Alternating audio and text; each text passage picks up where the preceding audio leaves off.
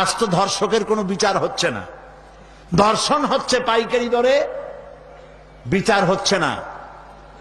আইন এমন ভাবে ঘোরানো পেঁচানো, ধর্ষকগুলি খালাস পেয়ে যাচ্ছে।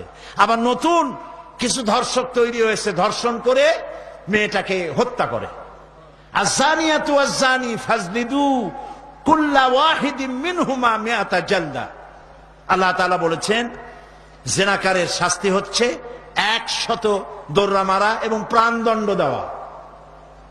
জিনাকারের শাস্তি প্রাণদণ্ড দাও।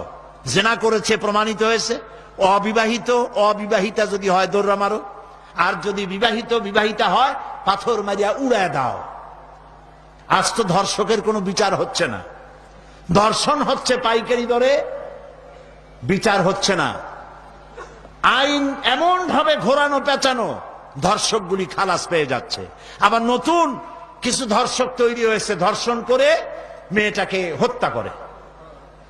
নাউজুবিল্লাহ, বলেন নাউজুবিল্লাহ। এগুলো মানুষ না, এগুলো জানোয়ার।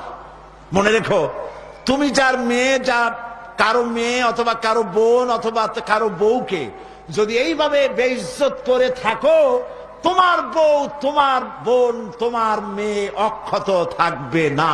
এই ধরনের তাদের উপরও ধর্ষণ হবে। বলেন নাউজুবিল্লাহ, বলেন নাউজুবিল্লাহ।